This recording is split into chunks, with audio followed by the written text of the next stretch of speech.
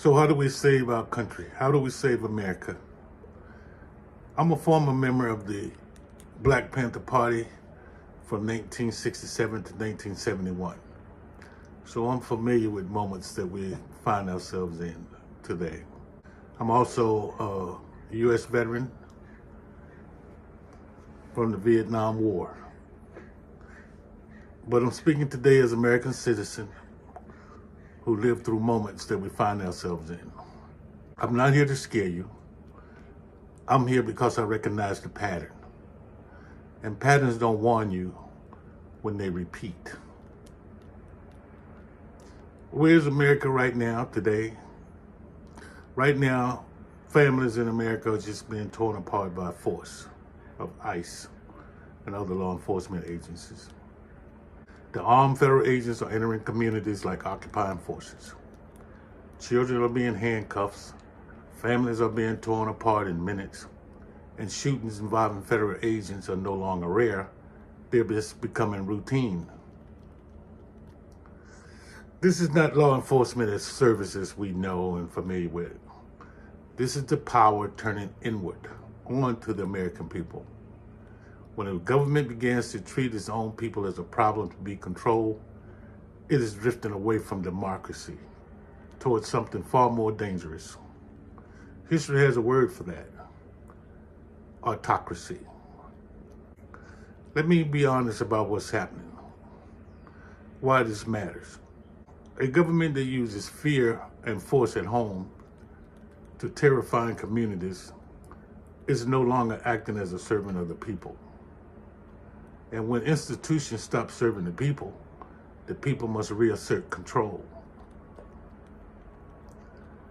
Here is what many Americans have forgotten. The Black Panther Party and the Civil Rights Movement did not create change by accident. They did not just march to be marching. We organized, we coordinated, we focused pressure. Every protest had a target. You must have a target. Every action must have a demand. You're marching because it's something that you want and you expect to get it from your participation in the march and expecting that the government is going to provide it, what you're demanding. So we targeted police departments, we targeted courts, we targeted city halls, and we also targeted businesses that was directly involved in the injustice we felt was being inflicted upon us. We staged sit-ins, organized, planned. We staged stand-ins, organized, planned. We had boycotts that stopped commerce. Every march, every protest must have an objective. And you must be focused on that objective and have strategy to achieve that objective. If you don't have any strategy, you don't have a plan. So you're just planning to fail. But everything that you do, everything that you protest, every time you march, it must be nonviolent. If it's not nonviolent, you're just creating chaos. You're just making noise. So by having organization, focus, strategy, and goals, you can achieve the objective, which is to save our country. That is how institutions are forced to change, not chaos. So the politics are failing for this moment. Why the politics fail us?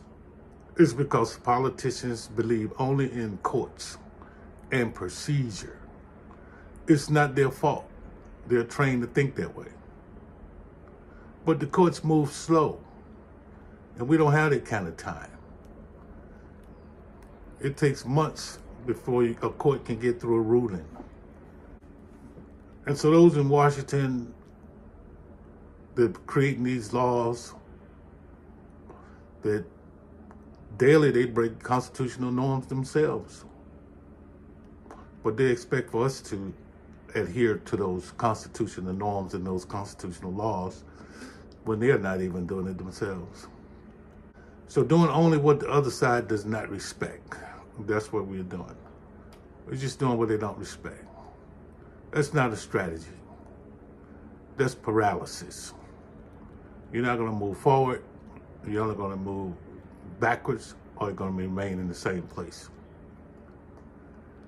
So you don't want to waste your time going out every day and then a week later realize that all those marches that you're doing has not created any effect on anything that you need to have an effect upon. In the 60s and 70s, something decisive happened inside the U.S. military. You won't see this on TV. You never seen this in a movie. You never read it in a book because it's not really talked about. Okay, but the United States didn't lose the war because of the Vietnamese.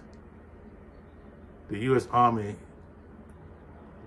well, if we want to say they lost the war, but they didn't fight any efficient wars they could have fought because there was dissension in the ranks.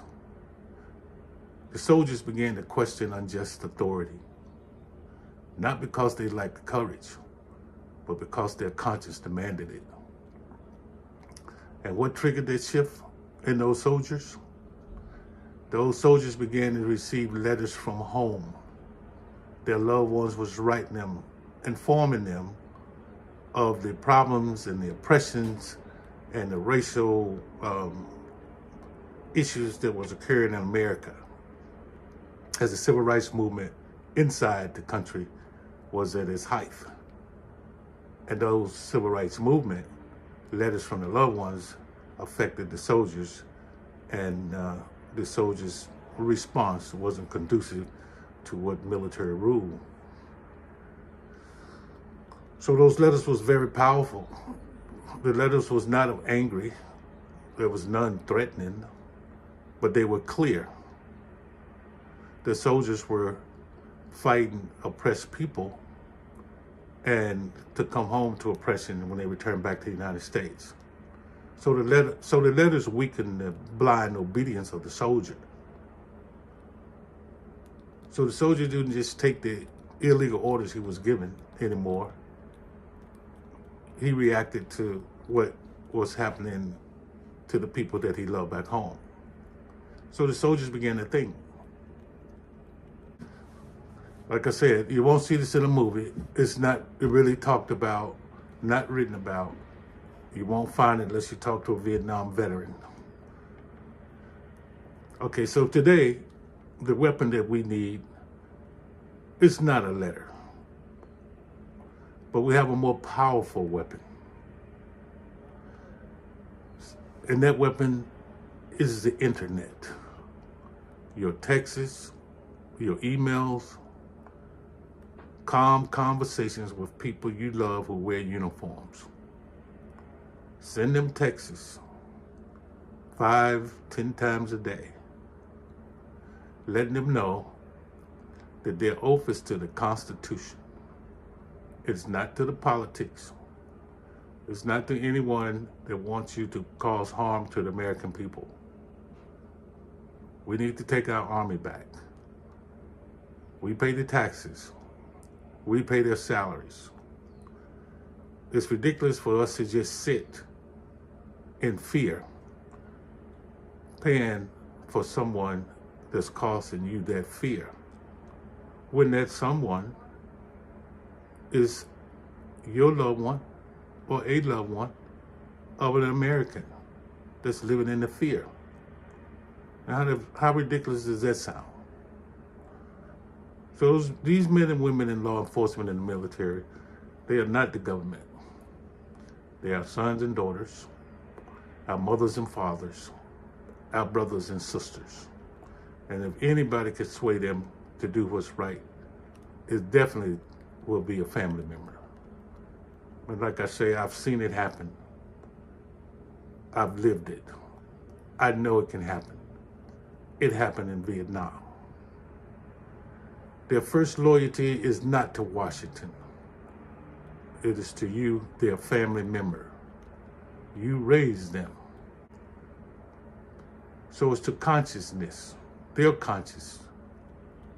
And they'll respond. This is how we take our country back. We don't have to go out into the streets. We don't have to go having our lives threatened by ICE. We just have to use the weapon that we have. The most powerful weapon that we have at home is the internet and our phones to text our loved ones and tell them.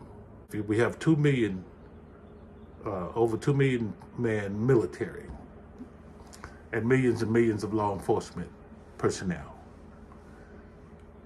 And if we look at each one of those members having at least 10 family members who love them, and they're getting emails and texts from them daily.